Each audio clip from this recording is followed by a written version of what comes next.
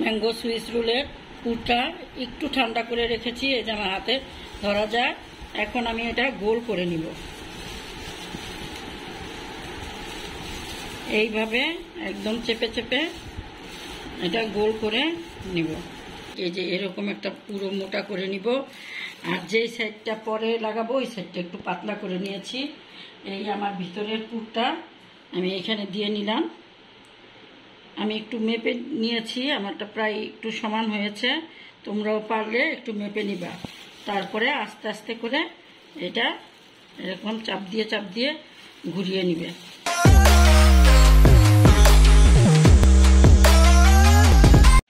আসসালামু আলাইকুম ভিউয়ার্স, আমি আরেকটি নতুন রেসিপি নিয়ে হাজির হলাম।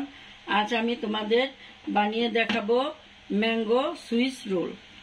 এখন ম্যাঙ্গো সুইস রোল বানাতে যা লাগবে আমার, প্রথম আমি ভিতরের কোটটা বানিয়ে নিব। এই জন্য আমার লাগবে, হাঁড়িতে আমি জাল দেওয়া এই হাফ কাপের চেয়ে বেশি দুধ নিয়েছি সর সহকারে। তারপরে আমি এইখানে এই বাটিটা এক বাটি দুধ নিয়েছি। টেবিল চামিচে এইখানে 9 টেবিল চামিচ হবে, উঁচা 9 টেবিল চামিচ।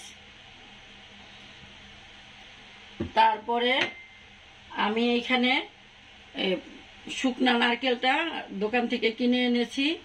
এই ড্রাই নারকেলটা আমি দিয়ে দিতেছি এইখানে উঁচা 5 টেবিল চামিচ।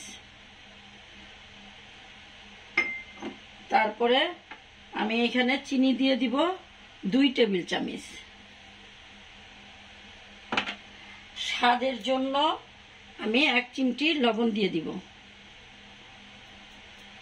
তারপরে দিয়ে দিব আমি ভ্যানিলা পাউডার 1 চামচের থেকে কম, তোমরা দেখেই তো বুঝতে পারতেছ।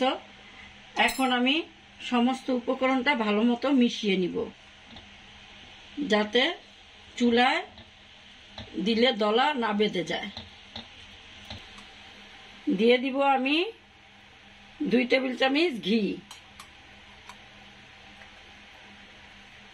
এখন আমি চুলাটা অন করব। তারপরে আস্তে আস্তে আমি নাড়তে থাকবো, যাতে হাঁড়িতে লেগে না যায়। দেখেছো আমার ম্যাঙ্গো সুইস রোলের ভিতরের পুরটা একটু ঘন হয়ে আসছে। আমি আরো নাড়তে থাকবো, আরো ঘন হবে, হাঁড়ি থেকে এইভাবেই ছুটে আসবে, ওই পর্যন্ত আমি নাড়তে থাকবো। আমার এটা প্রায় ঘন হয়ে এসেছে। এখন আমি এখানে 1 টেবিল চামচ ময়দা নিয়েছি, আর কতগুলো ময়দার ভিতরে কতগুলো টুরুটু ফুরুটু ঢেলে দিব, কারণ অনেক সময় এই টুরুটু ফুরুটুর কালারটা বের হয়ে যায়। এই জন্য এরকম ময়দাটা মেখে আমি এটার ভিতরে দিয়ে দিব।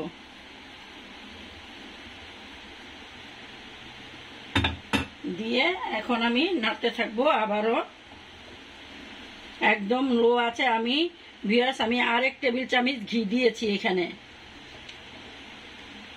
নাড়তে থাকি, নাড়তে নাড়তে হাঁড়ি থেকে এইভাবে এটা ছেড়ে আসবে। এই যে দেখেছো আমার এই পুরটা একদম হাঁড়ি থেকে আলাদা হয়ে গিয়েছে। এই পর্যায়ে আমি ঢেলে নিতে হবে। এখন চলো আমি ঢেলে নেই, একটা রোল বানাই। আমি ম্যাঙ্গো সুইস রোলের পুরটা একটু ঠান্ডা করে রেখেছি, এই যে আমার হাতে ধরা যায়। এখন আমি এটা গোল করে নিব, এইভাবে একদম চেপে চেপে এটা গোল করে নিব। এইভাবে এখানে বেলুনের মতো ভিতরের দিকে চাপবো, যাতে আরেকটু ছোট হয়ে যায়। তারপরে আবার দেখবো এই যে আমটা এখানে আসছে, এটা বাটার পেপার হলে বেশি ভালো হয়, আমার কাছে ছিল না। এই জন্য আমি এটা আবার এইভাবে চেপে নিব। চেপে নিয়ে তারপরে এইভাবে করে এই বটবো, এইভাবে বটে আমি এই যে চকলেটের মতো এটা এরকম করে গোল করব, যাতে এটা টাইট হয়ে যায়। টাইট হয়ে যায়, এরকম গোল করে আমি এটা ফ্রিজে রেখে দিব আধা ঘন্টার জন্য। বিয়াস, আমি যে ম্যাঙ্গো সুইস রোল বানাবো তার জন্য আমি এই আমগুলো, আমরুপালি 6টা আম নিয়েছি, এই আমগুলো খোসা ফেলে ব্লেন্ড করে নিব। আমার আমগুলো ব্লেন্ড হয়ে গিয়েছে। এখন আমি এই মেজারমেন্ট কাপ দিয়ে 3 কাপ মেপে এই হাঁড়িতে দিব। 1 কাপ,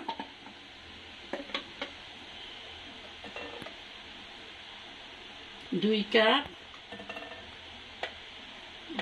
এই একটু কম হয়েছে, 3 কাপ এখানে দিয়ে দিব। দিয়ে আমি চুলাটা অন করে দিব। অন করে দিয়ে আমি এখানে 1 চিমটি লবণ দিয়ে দিব স্বাদের জন্য। দিয়ে দিব 1 কাপ দুধ, এই ঠান্ডা থাকাকালীনই, তাহলে আর দুধটা জমাট বাঁধবে না। দিয়ে দিব একটু, যদি টক থেকে থাকে একটু মিষ্টির জন্য আমি এখানে 2 টেবিল চামচের মতো চিনি দিয়ে দিব। এখন আমি এটা ভালো মতো মিশিয়ে নাড়তে থাকবো। একদম ভালো মতো নাড়তে হবে, খেয়াল রাখতে হবে পাতিলের নিচে যাতে লেগে না যায়, অনবরত নাড়তে হবে। আমি একদম অনবরত নাড়তে থাকবো একদম আমটা শুকিয়ে যাওয়ার আগ পর্যন্ত। আমার আমের পালটা প্রায় ঘন হয়ে আসছে, আরো ঘন হইতে হইব। এই সময় একটু বুদবুদ করে ছিটবে, তোমরা ভয় না পেয়ে অনবরত লাড়তে থাকবে, লাড়া বন্ধ করলেই বেশি ছিটবে। হ্যাঁ, আমি আরো ঘন করব আমের পালটা, জাল দিতে থাকি চুলাতে আরো ঘন হওয়ার আগ পর্যন্ত। একদম এরকম ঘন হয়ে আসলে বুদবুদটা কম হবে, অত ছিটবে না। এখনো আরো অনেকক্ষণ বাকি আছে, আমি আরো নাড়তে থাকবো, কারণ আমার হাঁড়ি থেকে ছুটে আসবে এই আমগুলা। আমি আবারও জাল দিতে থাকি। এই তো আমার আমের পালটা শুকিয়ে হাঁড়ি থেকে ছেড়ে আসছে। এই পর্যায়ে আমি নামিয়ে ফেলবো। এই যে দেখো, তোমরা বোঝো কিনা, ঠিক এই যে এরকম একটা পুরো মোটা করে নিব, আর যেই সাইডটা পরে লাগাবো ওই সাইডটা একটু পাতলা করে নিয়েছি। এই আমার ভিতরের পুরটা আমি এখানে দিয়ে নিলাম।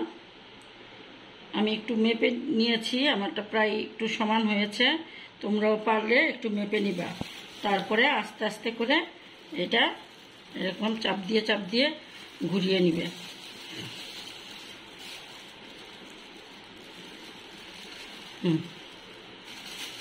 এখন আমি এটা এইভাবে করে একটু রেখে দিব, একটু ঠান্ডা হওয়া পর্যন্ত, আর একটু ঠান্ডা হবে, তারপরে আমি এটা কোট করব।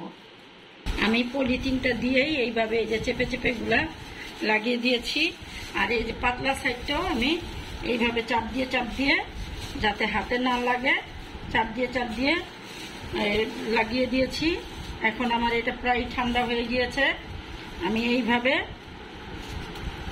পেঁচিয়ে দেখো, এখন এটা আমি এইভাবে করে কোট করে নিব। কোট করে আর এইখানেও এইভাবে, এই দুইটা এই যে এইভাবে কোট করে আমি এখন এটা রেখে দিব নর্মাল ফ্রিজে এই ঘন্টাখানিকের জন্য। তারপরে ঘন্টাখানিক পরে ফিরে তোমাদের কেটে দেখাবো আমার ম্যাঙ্গো সুইস রোলটা কেমন হয়েছে। আমি এখন ফ্রিজ থেকে নামালাম ম্যাঙ্গো সুইস রোলটা, এখন পলিথিন থেকে নামিয়ে তোমাদের কেটে দেখাবো। দেখো,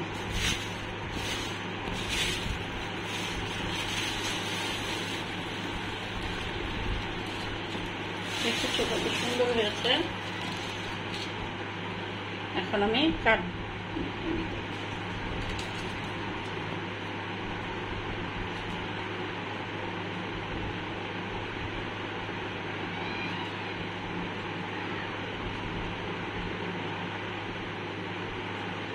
দেখেছো কত সুন্দর হয়েছে। আমি একে একে সবগুলো ম্যাঙ্গো সুইস রোল কেটে তোমাদের পরিবেশন করে দেখিয়ে দিই। দেখো, আমার ম্যাঙ্গো সুইস রোলটা বানানো হয়ে গিয়েছে। তোমরা ঠিক এইভাবে বানিয়ে খেয়ে দেখো, ভালো লাগবে। ভালো লাগলে আমাকে লাইকস, কমেন্টস এবং সাবস্ক্রাইব করে আমার পাশে থেকো। আল্লাহ হাফেজ।